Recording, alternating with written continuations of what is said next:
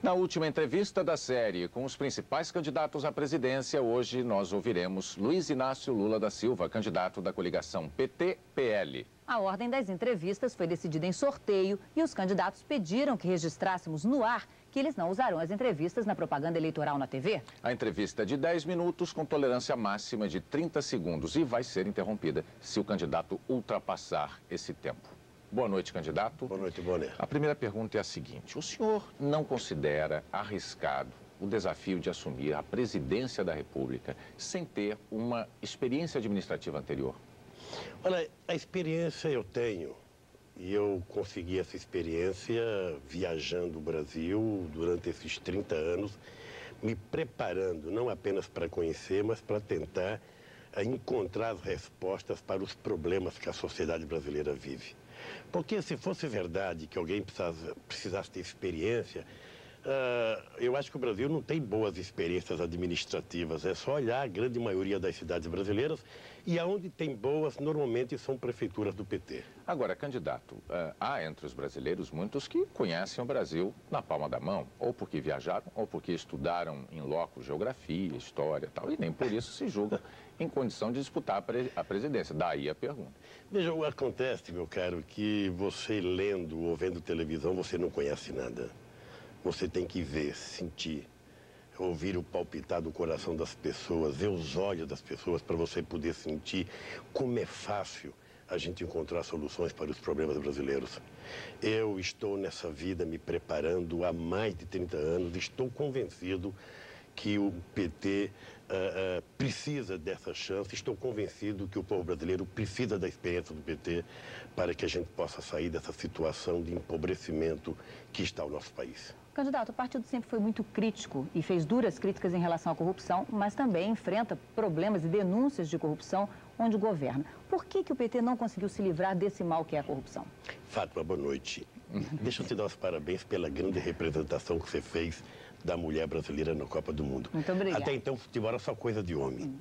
Veja, eu sempre disse, Fátima, que o PT precisaria ganhar as eleições para ele ser vidraça também.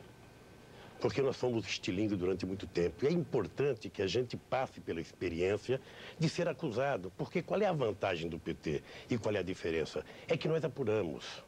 E é que nós queremos que o Ministério Público haja, que a polícia haja, que o Poder Judiciário haja, que a CPI haja, para apurar. E se tiver culpados, Fátima, pode ser do PT, pode ser de qualquer partido político, tem que ser punido no Brasil, porque nós precisamos, de uma vez por todas, acabar com a impunidade. O senhor falou em investigação no caso de Santo André. A prefeitura teve denúncias, o prefeito Celso Tadeu acabou assassinado, era o seu coordenador de programa.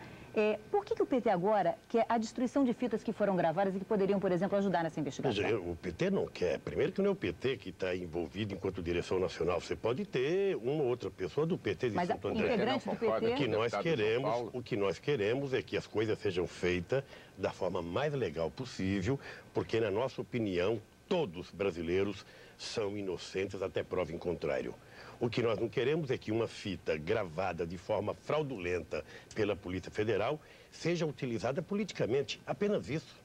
Mas agora, você coloque técnicos para ouvir, e se tiver a incriminação de alguém, que esse alguém seja punido. Isso para nós, Fátima, é o que vai nos dar o direito de andar de cabeça erguida neste país. Foi duro conquistar e nós não queremos perder. Agora, candidato, perdão, quando o senhor diz que o partido, como instituição, não defende a destruição de fitas, o senhor com isso está negando um pedido público do deputado João Paulo do PT. Veja, o que o partido fez foi pedir que houvesse critérios para que uma fita gravada, eu vou repetir, de forma fraudulenta, a Polícia Federal cometeu uma insanidade. Até eu, pelo que sei, fui investigado durante 2 anos e, pelo que me conta, eu não cometi nenhum crime. E o que nós não queremos é que essas fitas sejam utilizadas para fins políticos. Mas aí... Agora, para investigar Santo André, sabe, nós, mais do que ninguém, Bonner, temos interesse em desvendar o que levou o nosso querido Celso Daniel a morrer.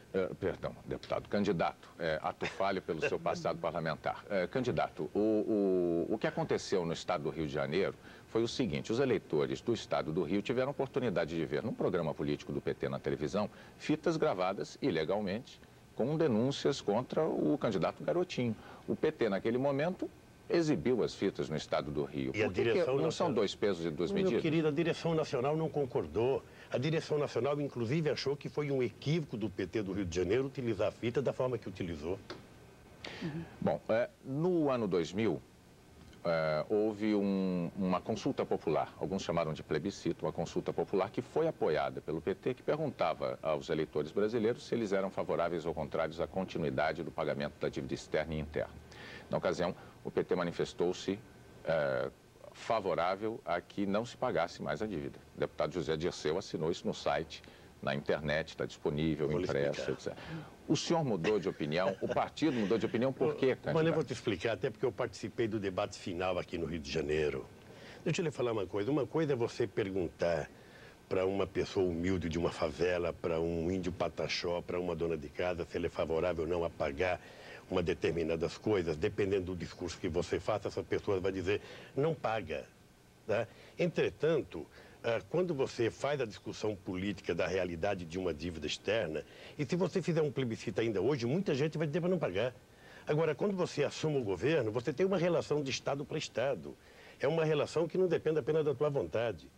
Então, não é que o PT mudou apenas de opinião. O PT evoluiu para compreender que os contratos firmados pelo nosso Brasil com outros países têm que ser cumpridos. E também vale dos outros para conosco. É apenas uma questão de amadurecimento, apenas uma questão de entender que uma coisa é um cidadão comum dizer uma coisa, outra coisa é um candidato ou um governo agir dessa forma. Mas eu lembro que o presidente do partido, o presidente nacional do partido, deputado José Dirceu, assinou uma recomendação aos eleitores de que, naquela ocasião, votassem contrariamente à continuidade do pagamento. Não, veja, Boni, desde 1994, em 89 a gente defendia o não pagamento da dívida externa.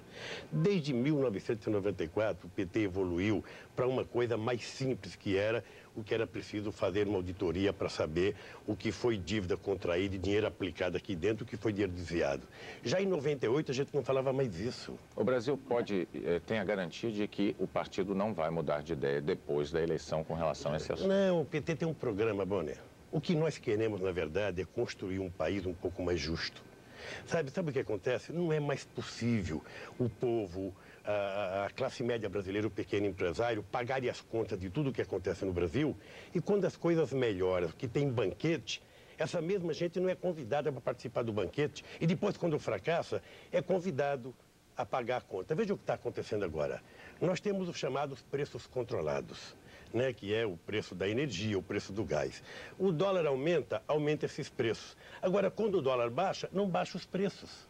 Ou seja, é sempre a parte pobre da população que está sendo convocada a arcar com a irresponsabilidade daqueles que governam o nosso país. Candidato, a gente está falando em mudança, eu gostaria então de falar de aliança agora, para rimar. O senhor sempre foi um crítico da aliança do PSDB com o PFL, que elegeu o presidente Fernando Henrique. Por que aquela aliança é ruim e por que a sua aliança com o PL é uma boa aliança? Antes eu vou só fazer uma correção. Não é agora é PT, PCdoB, PL e PMN. Uma coligação liderada pelo PT. Veja, primeiro porque nós resolvemos fazer coligação com todos os partidos políticos que se opunham ao atual governo e ao projeto econômico colocado em prática. Nós procuramos não apenas esses partidos que estão conosco, mas procuramos também setores do PMDB, né? Procuramos o PPS, procuramos o PSB.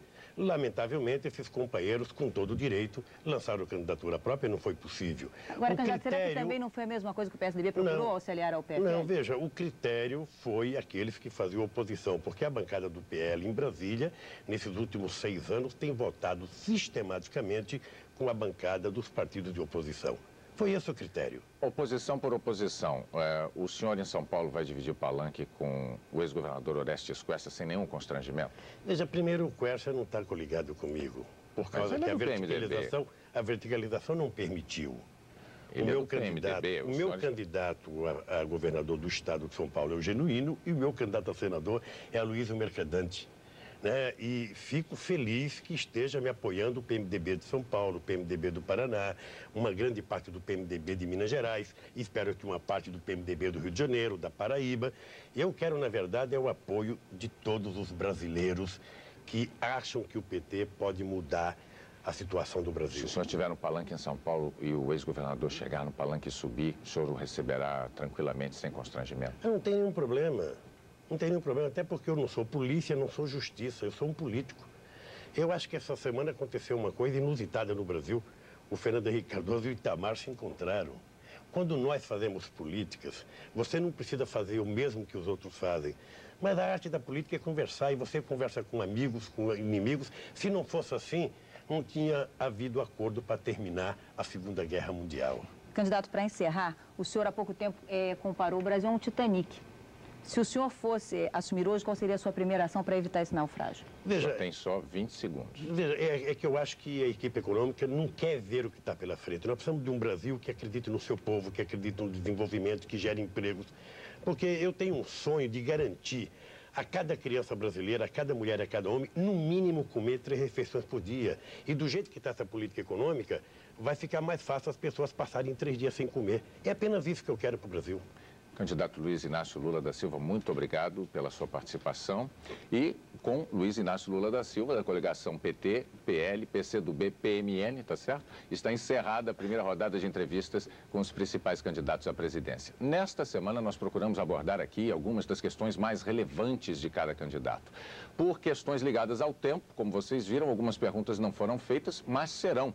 Porque uma outra rodada de entrevistas do Jornal Nacional já está marcada com todos os candidatos, começa no dia 23 de setembro e antes disso, tanto o Bom Dia Brasil quanto o Jornal da Globo também receberão os candidatos para entrevistas na cobertura das eleições 2002 aqui na Globo. Uma boa noite a todos. Uma boa noite para você.